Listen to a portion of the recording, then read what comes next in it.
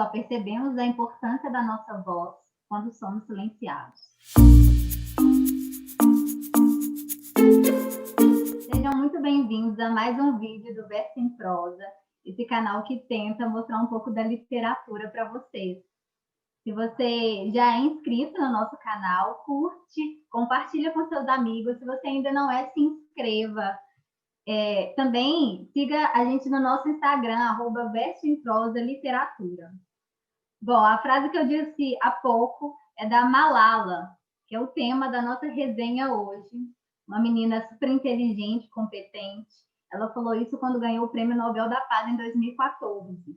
Eu Sou Malala é o livro de hoje e conta a história dessa garota inteligentíssima que, aos 16 anos, foi convidada, inclusive, para falar um pouco sobre a sua história, sua vivência na sede das Nações Unidas, em Nova York. Apesar do pouco tempo de idade, ela passa por uma experiência significativa pela família exilada pelo terrorismo global e também percorre os obstáculos de alguém que quer igualdade de gênero, igualdade para as mulheres, em um espaço muçulmano.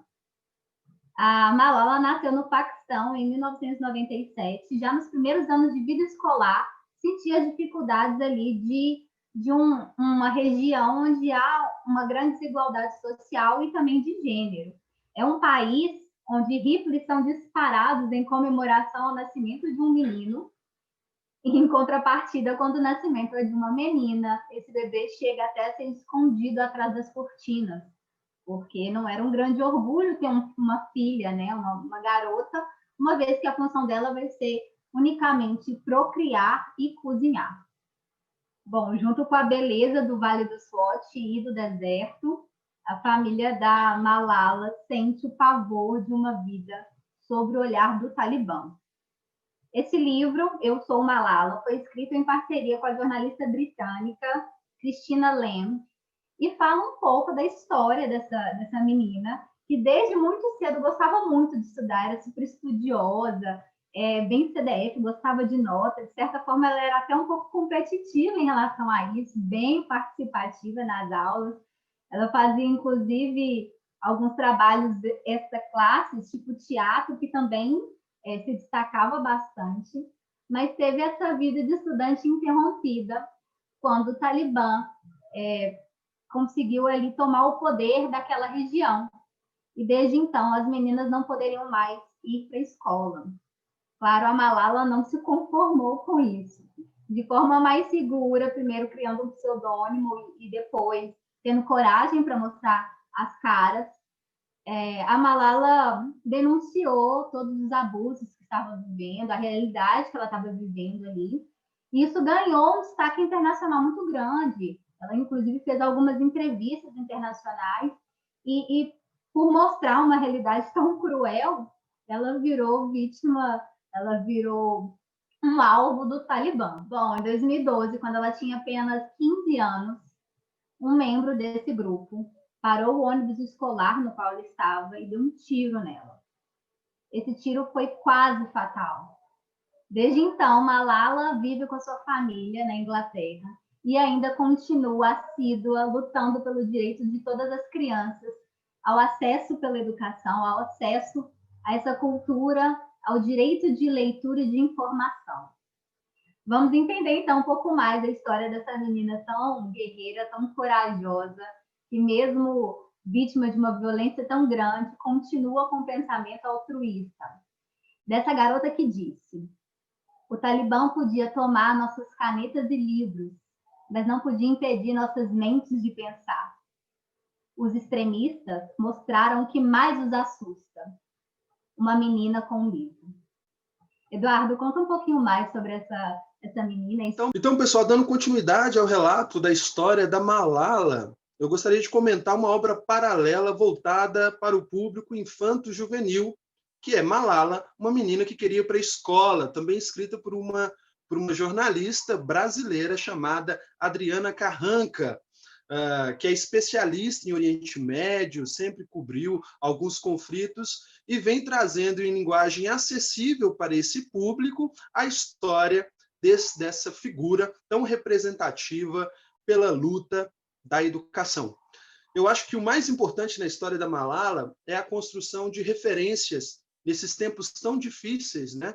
Em que a gente fica tão desanimado, como as coisas vêm acontecendo com o mundo, com os poderosos, os representantes que deveriam lutar pelos mais fracos, e a gente vê uma menina, né, uma jovem, uma adolescente se posicionando de forma tão bonita pelo direito, né, pelo direito à educação, pelo direito à cultura, pelo direito do aprendizado.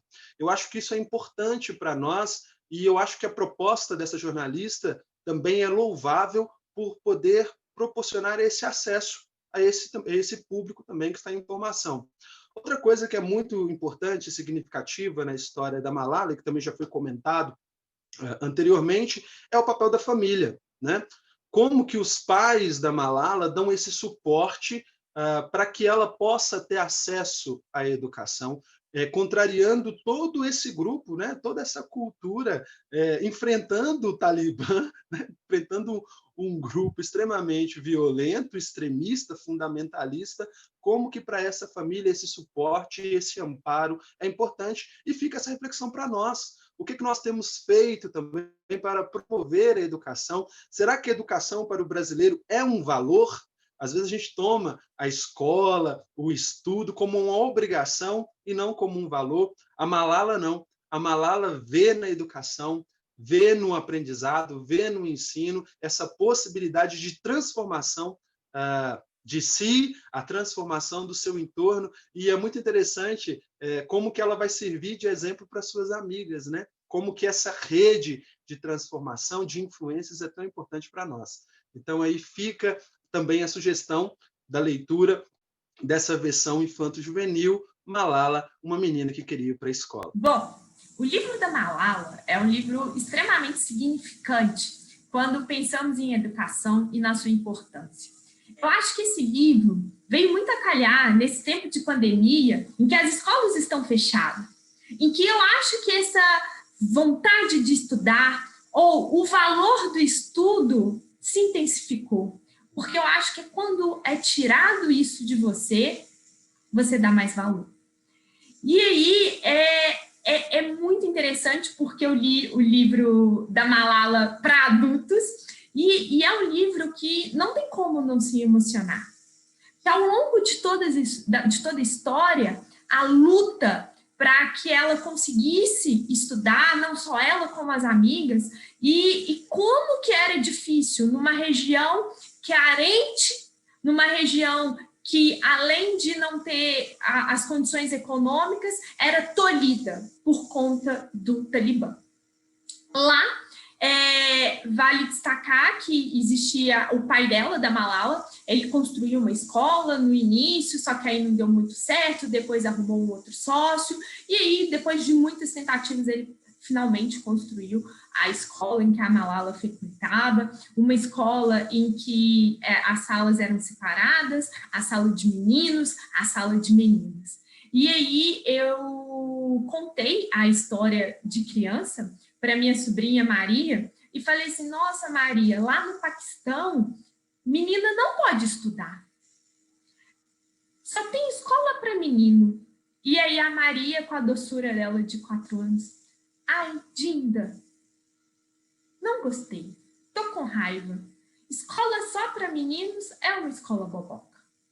E é isso, é tão natural a gente encontrar com meninos em escola, é tão natural no Brasil todo mundo poder frequentar a escola, e lá no Paquistão não é. E aí, diferentemente do livro da Miriam, que nós comentamos na semana passada, aqui efetivamente a gente não tem uma guerra. Nós temos uma questão de uma visão religiosa, né? Que é a visão radical do Talibã. É um fundamentalismo religioso que acreditava que as mulheres não poderiam estudar e deveriam ficar em casa, e aí impediam que meninas frequentassem, pudessem estudar. E até por isso, a mãe da Malala é analfabeta, ela não frequentou uma escola. Olha como que é contraditório. Mas, ao mesmo tempo, quando bem destacado pela Flávia e pelo Eduardo, era uma família que incentivava, que apesar da mãe ser analfabeta, ela incentivava a filha a continuar com os estudos. E o Talibã, quando ele invadiu a região, ele propagava que era um absurdo a menina estudar e exigiam que todas ficassem em casa. E caso alguma menina fosse estudar, era para ser atacadas. E tem um relato muito triste no livro de uma criança que foi açoitada, né, em frente de todo mundo. É muito triste, é muito cruel. Enfim, são algumas reflexões que a gente fica pensando nessa visão radical. E a Malala, ela deixa muito claro no seu texto que no Alcorão não tem nenhuma proibição que menina não poderia estudar. Que, na verdade, no Alcorão é muito claro que todo mundo poderia ter acesso a essa educação. E, às vezes, por conta de uma interpretação errônea, você restringe, você tira o direito de algumas pessoas, né, em prol da sua visão, da sua questão. E, para finalizar, eu quero trazer, né, uma fala da Malala, que ela fez no discurso da ONU, que fica de reflexão, principalmente para esses tempos que a gente não está tendo o acesso, né, presencial na escola, né? Que é que possamos pegar nossos livros e caneta. São nossas armas mais poderosas. Uma criança, um professor, um livro e uma caneta podem mudar o mundo. Inicialmente, é importante dizer que na próxima semana nós vamos ter uma análise muito bem feita, muito bem construída acerca de política internacional, e nessa análise nós vamos ter mais contato com informações acerca de como se desenvolvem essas questões tão turbulentas no contexto do Paquistão e também de seus vizinhos, Afeganistão e Índia. Por que é importante falar sobre isso? Como a Raquel bem destacou, o livro da Malala, diferentemente do livro da Miriam, não traz um conflito explícito. Apesar disso, nós temos uma tensão social muito grande. Outra coisa também que é interessante dizer, e isso tem a ver com a minha experiência de leitura, é que a Malala traz um olhar muito mais denso para o conflito, uma análise muito mais crítica. Talvez isso se dê por duas razões. Uma, o fato do pai dela influenciar ao estudo, a análises políticas, discutir questões governamentais e também questões religiosas em casa desde muito cedo. Outra coisa é o fato de que este livro ele foi escrito a posteriori. A Miriam estava escrevendo o livro durante o conflito. A Malala escreve o livro depois de ter vivenciado todo o contexto de violência do qual ela foi vítima. Bom, pensando em quem contribui para esse conflito muitas vezes velado, eu gostaria de destacar a aproximação que é muito, muito complexa entre o governo paquistanês e o Talibã. Pensando nessa influência externa, essa aproximação talvez seja a que mais cause perplexidade e talvez traga maior desafio para a compreensão do porquê. No Paquistão não se fala explicitamente de guerra, mas se vive num contexto de tensão e violência tão grande. No livro, a Malala nos conta que o exército, sobretudo paquistanês, tinha uma ligação bastante estreita com o Talibã. Lá na região do Swat, que é a região norte do Paquistão em que eles viviam, o governo regional, inclusive, parecia muitas vezes desconsiderar a presença ostensiva do Talibã. O governo fazia pouco ou nada em prol da população, que paulatinamente se via à mercê da violência e também do autoritarismo talibã, que interpretava os preceitos da religião islâmica de forma desarrazoada, de forma dissociada dos preceitos religiosos que eram, sim, seguidos pela família da Malala.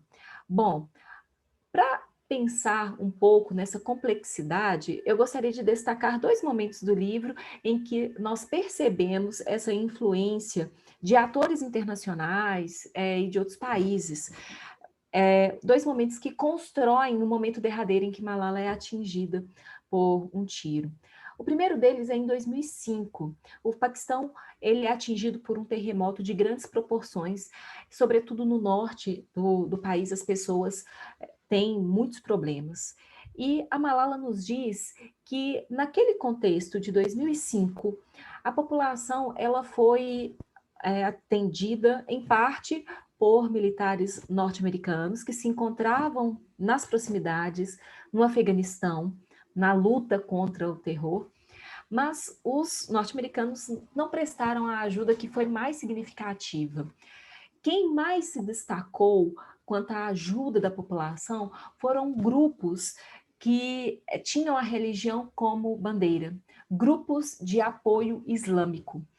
Esses grupos, eles conquistaram muito o apoio da população nesse contexto de muita necessidade. E 2005 construiu, me parece, as bases para que essa população, posteriormente, também desse apoio ao próprio Talibã. Um desses grupos, ele tinha um dos líderes que depois se destaca como líder talibã. Tá? Em 2005, a gente não estava falando ainda do Talibã sendo tão ostensivo, mas sim grupos de origem religiosa. Outro momento que eu gostaria de destacar é em 2009, quando há um confronto mais explícito entre o exército e o Talibã. Em 2009, sim, é que o governo paquistanês ele toma uma medida, toma uma postura de enfrentamento ao Talibã, e o governo paquistanês faz isso, pelo menos sob o aspecto formal, por quê? Porque o governo paquistanês ele tinha o apoio norte-americano. Então, em 2009, o governo paquistanês enfrenta de forma mais ostensiva, como disse, o Talibã, e a Malala e sua família precisam sair de casa. E nesse movimento de deslocamento interno no Paquistão, eles percebem que existe a atuação da ONU lá no Paquistão para ajudar refugiados, mas sempre com o olhar voltado para o Afeganistão. Aquela região, gente, tem holofotes, sim, desde do ataque das Torres Gêmeas em 2001, mas os holofotes são para a guerra ao terror, sendo negligenciada muitas vezes os pequenos movimentos de autoritarismo e também de violência na população local. Então, o fato de não se reconhecer a existência de um conflito torna, inclusive, mais difícil a possibilidade de prestar ajuda, das pessoas notarem a existência dessas atrocidades que são feitas com crianças, sobretudo, e mulheres. Bom, no momento em que Malala é atingida, é vítima do ataque, a gente está falando do ano de 2012, e nesse momento, quem a ajuda? A Malala e a família dela. Nós temos a ajuda do governo dos Emirados Árabes Unidos e temos a ajuda do governo britânico, que foram fundamentais para que ela pudesse recuperar e foram também fundamentais para que essa família se reunisse novamente e desse continuidade a esse trabalho de promoção, não só da educação, mas também da paz. Sem dúvidas, a gente vai conseguir falar um pouquinho melhor sobre isso na próxima semana, talvez com uma maior clareza, como disse, em função da análise de política internacional. Então, eu já convido vocês desde logo. Agradeço muito a participação de vocês no nosso canal, nas nossas redes sociais. Se você não se inscreveu, aproveite esse momento e nos prestigie. É um grande prazer ter você conosco. Malala foi um livro muito impactante para mim, acredito para todos nós, e nós vamos poder conversar um pouquinho mais, tanto sobre Malala tanto sobre Miriam na próxima semana, que tem muitíssimas novidades para vocês. Um grande beijo e até mais.